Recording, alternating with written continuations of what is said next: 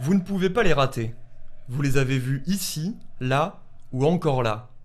Les ultras. Un mot souvent mal employé. Ultra en latin, ça veut dire ce qui va au-delà. Et attention à l'amalgame. Pour beaucoup, l'ultra, c'est ce type au crâne rasé, d'extrême droite, qui n'a qu'un seul objectif, la bagarre. C'est faux. Alors au fait, qu'est-ce qu'un ultra ?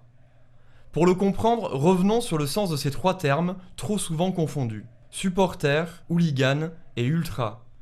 Supporter est le plus facile à définir. Le supporter est un spectateur qui regarde le match en espérant la victoire de son équipe. Et il n'a évidemment rien à voir avec les hooligans. Ceux qui se revendiquent hooligans, c'est des bandes informelles. Ce n'est pas des associations, c'est des bandes informelles qui cultivent un certain secret et qui sont centrées sur la recherche de la violence avec leurs homologues hooligans d'autres clubs ou avec la police. Et donc du coup, ils n'ont pas de discours sur le monde du football ou de volonté de discussion avec le club particulièrement. Et l'ultra alors, c'est quoi ?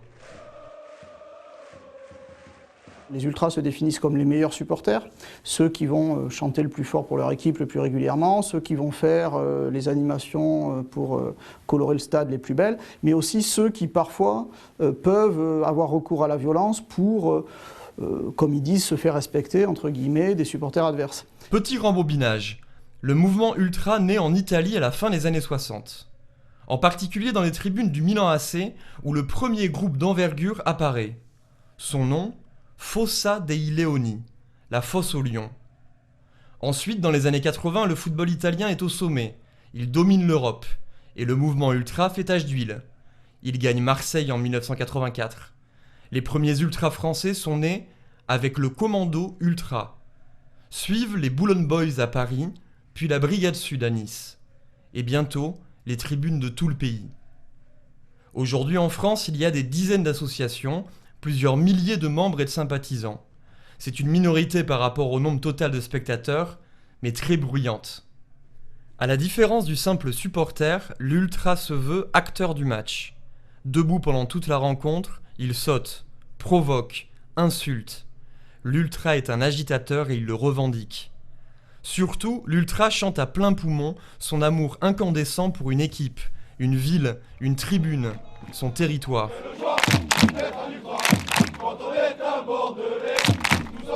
La culture ultra, ce sont des rituels et un vocabulaire. Être ultra d'abord, c'est chanter pendant tout le match en suivant le capot. Lui, c'est le leader du groupe. Mégaphone à la main, il tourne le dos au terrain. Il fait face à la tribune. Être ultra, c'est aussi appartenir à un collectif. Une famille unie derrière la bâche, la bannière du groupe, le symbole de son identité. Car les ultras sont généralement indépendants du club et s'autofinancent en vendant écharpes et autres produits dérivés. Être ultra, c'est aussi animer et colorer la tribune. Ils organisent des tifos, ces chorégraphies visuelles réalisées avec des drapeaux, des feuilles, des voiles et des fumigènes parfois, pourtant interdits dans les stades. Être ultra, c'est enfin se déplacer au match à l'extérieur, en bus généralement. Dans la ville rivale, ils arrivent en cortège et chantent leur passion loin de leur territoire. Il faut montrer sa force et son nombre.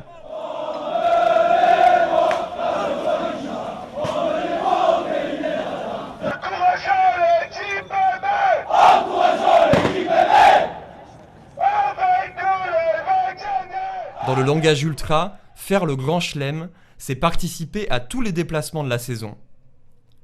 L'ultra se veut acteur du match, il se veut même militant. On dit souvent que les ultras sont au monde du foot, ce que les syndicats sont au monde de l'entreprise. Ce sont donc des militants, mais sont-ils pour autant politisés ? Les groupes ultras se sont souvent faits, défaits, unis ou scindés autour de valeurs politiques, et autour d'une notion, celle du racisme. À la fin des années 80, des groupes ultras ouvertement xénophobes s'affirment dans les stades. Cris de singe, bananes jetées sur la pelouse.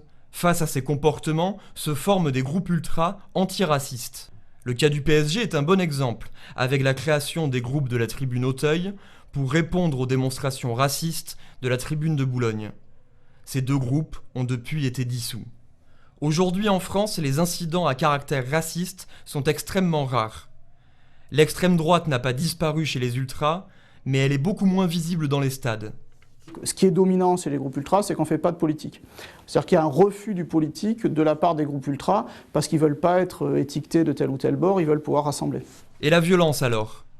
Contrairement aux hooligans, la majorité des ultras ne recherchent pas la violence. Mais elle existe. Il faut remonter aux racines italiennes du mouvement pour le comprendre. Tifo e violenza. Voilà un des slogans du mouvement en Italie. Et en général, les ultras français assument la violence. D'autres ultras reconnaissent aimer la bagarre. Ils estiment qu'elle fait partie du folklore. Mais aujourd'hui, la violence a presque disparu des stades. À la mi-saison, seuls 33 faits de violence ont été recensés en Ligue 1 et en Ligue 2, sur près de 4 millions de spectateurs au total.